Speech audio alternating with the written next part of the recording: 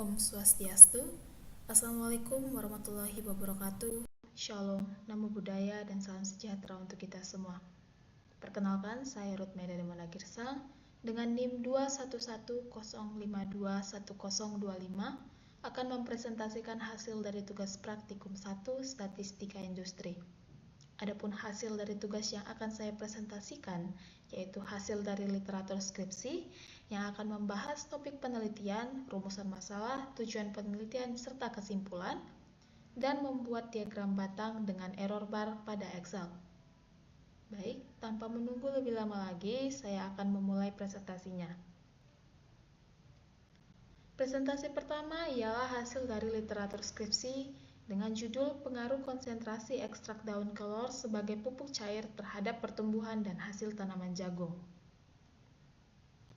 Adapun topik penelitian yaitu pengaruh konsentrasi ekstrak daun kelor sebagai pupuk cair terhadap pertumbuhan dan hasil jagung. Daun kelor diketahui mengandung berbagai unsur hara makro dan mikro yang dapat menunjang pertumbuhan dan hasil tanaman. Adapun faktor-faktor yang diperlakukan pada penelitian ini adalah yang pertama konsentrasi ekstrak daun kelor yang digunakan sebagai pupuk cair. Kemudian yang kedua adalah pengaruh konsentrasi ekstrak daun kelor tersebut terhadap pertumbuhan, yaitu tinggi tanaman serta jumlah daun. Dan hasil yaitu bobot biji kering per tanaman, bobot 100 biji, bobot biji kering per petak tanaman jagung.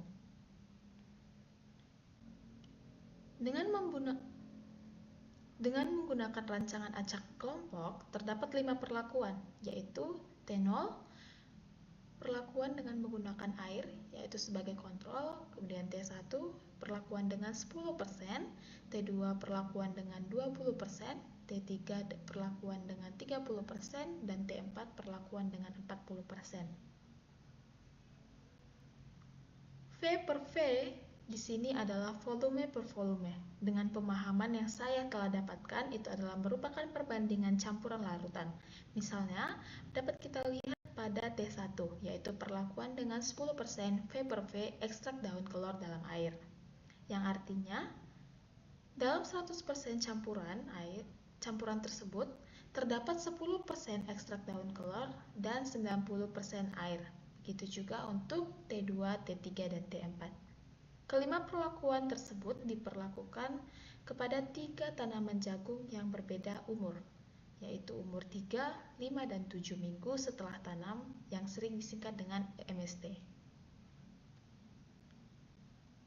Berdasarkan topik dan faktor-faktor, maka rumusan masalah yang didapatkan adalah bagaimana pengaruh penggunaan pupuk cair ekstrak daun kelor dengan konsentrasi yang berbeda terhadap pertumbuhan dan hasil tanaman jagung, serta dengan tujuan penelitian ini yaitu mempelajari pengaruh dan mendapatkan konsentrasi ekstrak daun kelor sebagai pupuk cair yang mampu meningkatkan pertumbuhan dan hasil tanaman jagung. Berdasarkan hasil penelitian, dapat diambil sebuah kesimpulan yang telah sinkron atau sesuai dengan rumusan masalah serta tujuan dari penelitian. Yaitu hasil menunjukkan bahwa pengaplikasian ekstrak daun kelor ini dapat meningkatkan pertumbuhan dan hasil tanaman jagung secara signifikan pada level konsentrasi 40%. Kesimpulan ini memberikan dasar yang kuat untuk rekomendasi penggunaan pupuk organik yang lebih efektif dan ramah lingkungan bagi petani jagung. Baiklah, demikian presentasi dari literatur skripsi. Selanjutnya ialah presentasi dengan membuat diagram batang dengan error bar pada Excel. Baik, berikut adalah tampilan Excel untuk membuat diagram batang dengan error bar. Nah, data yang saya ambil merupakan data tinggi tanaman jagung umur 3, 5, dan 7 minggu setelah tanam pada perlakuan konsentrasi ekstrak daun kelor yang diambil dari skripsi pengaruh konsentrasi ekstrak daun kelor sebagai pupuk cair terhadap pertumbuhan dan hasil tanaman jagung. Nah, perlakuan ini itu dari T ini merupakan perlakuan konsentrasi ekstrak daun kelor, yaitu 0%, 10%, 20%, 30%, dan 40%. Dan U ini adalah umur tanaman jagung, yaitu 3, 5, dan 7 minggu setelah tanam. Perlakuan ini dilakukan pengelompokan sebanyak 4 kali, seperti yang terlihat pada layar. Sebelum kita membuat diagram batang, kita akan menentukan jumlah rata tinggi tanaman, dan standar deviasi dari masing-masing perlakuan. Untuk jumlah, kita menggunakan rumus sum. Untuk rata tinggi, kita menggunakan rumus average.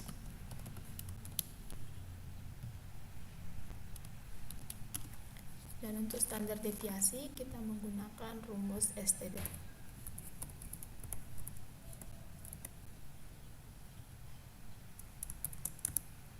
Kemudian kita blok dan kita drag ke bawah.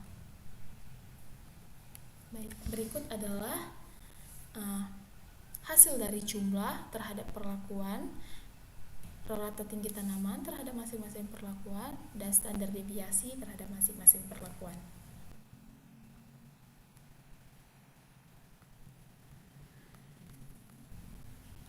Baik, selanjutnya kita akan membuat diagram batang dengan error bar. Kita akan masuk ke insert, kemudian kita pilih chart. Setelah itu kita akan klik kanan dan select data. Pada video, tabel dari select data source ini tidak akan terlihat. Saya tidak tahu kenapa, namun nanti saya akan edit dan akan tampilkan bentuk dari select data source ini. Pada select data source itu terdapat legend entries, yaitu yang diisi series name dan series value. Series name kita isi dengan rata tinggi tanaman, dan series value-nya kita isi hasil dari rata tinggi tanaman jagung, sehingga diperoleh hasilnya seperti pada layar berikut. Kemudian untuk horizontal axis labels itu kita isi dari perlakuan. Kita klik OK. Nah, dari select data table itu maka diperolehlah grafik seperti ini. Sebelum saya akan melanjutkannya, saya akan memperbaiki terlebih dahulu grafiknya.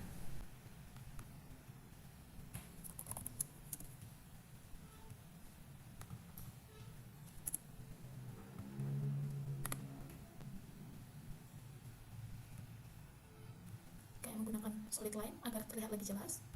Kemudian tick marks-nya saya buat major type-nya outside. Kemudian untuk number-nya saya tidak ingin ada decimal. Seperti ini.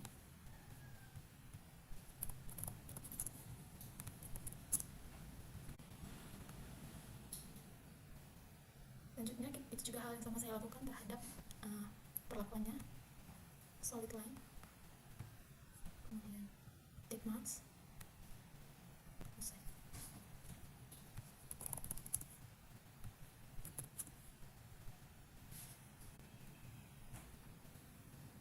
Setelah itu saya akan menamai tiap sumbu. Untuk sumbu Y itu akan tambahkan isi tablesnya. Inilah tinggi jagung sentimeter.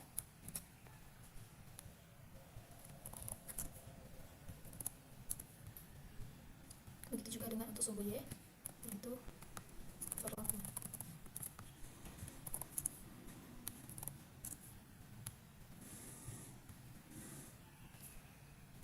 Itu untuk mempermudah kita melihat nilai rata tinggi tanaman tiap perlakuan ini, kita dapat menambahkan data labelsnya, sehingga dapat kita lihat rata tinggi tanaman pada tiap-tiap perlakuan.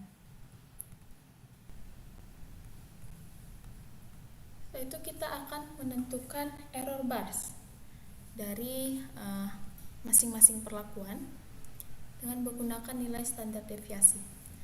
Nah, standar deviasi ini digunakan untuk membantu mengetahui range masing-masing perlakuan terhadap rata, dan dapat digunakan sebagai indikator apakah berbeda atau tidak hasilnya terhadap masing-masing perlakuan. Untuk membuat error bar, kita klik pada salah satu diagram batang, kemudian tekan tanda tambah ini dan pilih error bars, kemudian kita more option. Setelah itu kita pilih custom dan specify value. Nah, Di custom error bus ini nanti akan terdapat positive error value dan negative error value. Untuk positif negatif ini diisi sama dengan nilai standar deviasinya.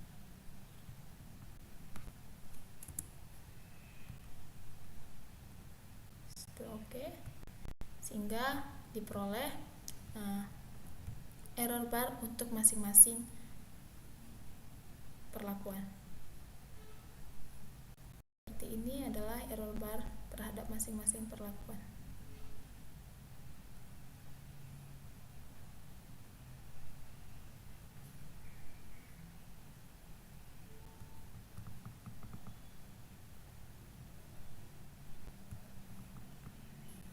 Dapat dilihat pada layar bahwa grafik sudah memiliki error bar untuk masing-masing batang atau masing-masing perlakuan. Demikianlah hasil dari presentasi saya terhadap tugas praktikum 1 Statistika Industri. Akhir kata saya ucapkan terima kasih. Om Santi, Santi, Santi, Om.